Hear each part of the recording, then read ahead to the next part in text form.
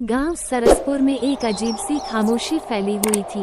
यहाँ की हवा में कुछ ऐसा था जो रोंगटे खड़े कर देता था। गांव के लोगों का कहना था कि सरसपुर पर एक डायन का साया है। दिन ढलते ही कोई भी अपने घर से बाहर नहीं निकलता था और अगर कोई गलती से बाहर निकल जाता तो वह कभी वापस नहीं आता था। गांव में एक बूढ़ा आदमी था, रामू काका, जिसने इस गांव के हर अच्छे बुरे दिन देखे थे।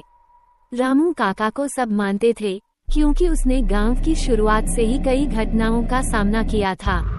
वो लोगों को हमेशा आगाह करता था, रात होते ही अपने घरों में बंद हो जाओ क्योंकि यह समय उस डायन का होता है। कहते हैं कि यह डायन कभी एक औरत थी जिसका नाम मंजरी था। मंजरी बहुत सुंदर थी और उसकी शादी गांव के ही एक जमींदार से हुई थी। मंजरी के पति से गांव के लोग बहुत डरते थे क्योंकि वह बहुत निर्दयी था। वह मंजरी को बहुत सताता था और उसे अक्सर मारता पीटता था। एक दिन मंजरी ने अपने पति के अत्याचारों से तंग आकर आत्महत्या कर ली। वह रात अमावस्या की थी। कहा जाता है कि उसी दिन मंजरी की आत्मा ने डायन का रूप धारण कर लिया। मरने के बाद मंजरी ने कसम खाई थी कि वह हर उस व्यक्ति से बदला लेगी जिसने उसकी दर्दनाक मौत के लिए जिम्मेदार था। डायन ने अपने पहले शिकार के रूप में अपने पति को चुना। एक रात जब जमींदार अपने कमरे में सो रहा था, अचानक कमरे का दरवाजा खुद ब खुद खुल गया। जमींदार ने जब दरवाजे की तरफ देखा तो उसके होश उड़ गए। मंजरी सफेद साड़ी में लिपटी हुई, खून से लथपथ उसके सामने खड़ी थी। जमींदार कुछ कह पाता उससे पहले ही मंजरी की आत्मा ने उसे अपनी चपेट में ले लिया। अगले दिन सुबह जब लोग जमींदार के घर पहुंचे तो उन्होंने देखा कि जमींदार का शव अजीबोगरीब स्थिति में पड़ा था। उसके चेहरे पर खौफनाक डर और आंखें बाहर की ओर निकली हुई थी। गांव में ये खबर आग की तरह फैल गई। सभी ने समझ लिया कि यह डायन का ही काम है।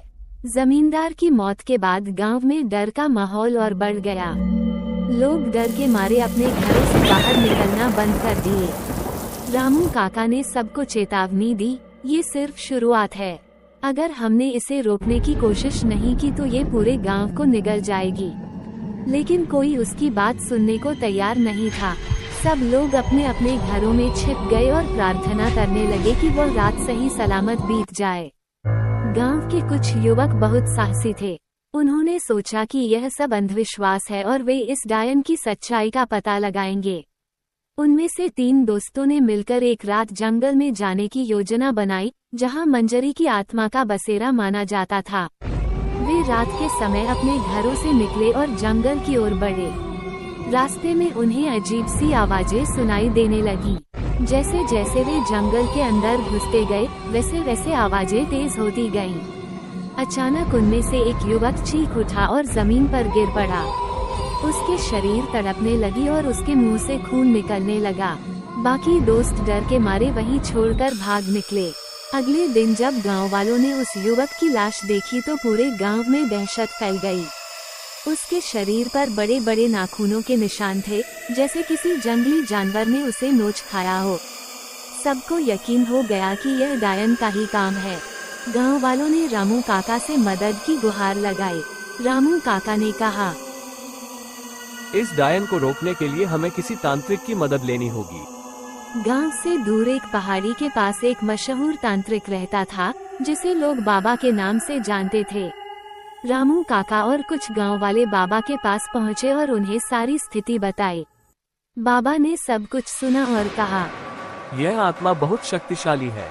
इसे रोकने के लिए हमें विशेष अनुष्ठान करना होगा, लेकिन यह अनुष्ठान बहुत खतरनाक है और इसमें जान का खतरा भी है। लेकिन गांव वालों ने बाबा से विनती की कि वो उनकी मदद करें, क्योंकि उनके पास और कोई विकल्प नहीं था। अगले दिन बाबा ने गांव के बीचों बीच एक बड़ा यज्ञ करने की योजना बनाई। उन्होंने कहा कि इस यज्ञ के दौरान कोई भी अपने घर से बाहर नहीं निकलेगा, चाहे कुछ भी हो जाए। रात के समय जब यज्ञ शुरू हुआ तो अचानक हवा तेज हो गई। आसमान में काले बादल छा गए और बिजली कड़कने लगी। बाबा ने मंत्रों का जाप शुरू किया और यज्ञ में आहुतियां डालने लगे। तभी अचानक एक भयानक चीख की आवाज आई। मंजरी की आत्मा अपने पूर्ण रूप में प्रकट हो गई। उसकी आंखों से आग निकल रही थी और उसके बाल बेतहाशा हवा में उड़ रहे थे। वो यज्ञ की तरफ बढ़ने लगी, लेकिन बाबा ने मंत्रों का जाप तेज कर दिया। जैसे ही मंजरी यज्ञ के पास पहुंची, बाबा ने मंत्रों के प्रभाव से एक बड़ी आग की लपटें पैदा कर दी। आग ने मंजरी की आत्मा को घेर लिया और वह तड़पने लगी। आखिरकार बाबा के मंत्रों और यज्ञ की शक्ति ने मंजरी की आत्मा को जला दिया। उसकी चीखें पूरी रात गांव में गूंजती रहीं, लेकिन अंत में वह चुप हो गई। गांव के लोग धीरे धीरे बाहर आने लगे और देखा कि बाबा ने डायन को परास्त कर दिया था। डायन के खात्मे के बाद गांव में धीरे धीरे शांति लौट आई। लोग अब रात को भी बाहर निकलने लगे और जल्दी अपनी करो, मुझे पता है कि आप लोग जिंदगी में नहीं करते, लौटने वीडियो लगे। देखते हो लेकिन सब्सक्राइब नहीं करते। रामू लाल काका कलर ने का बटन नहीं से सबको दबाओ, जल्दी समझाया दबाओ। कि कैसे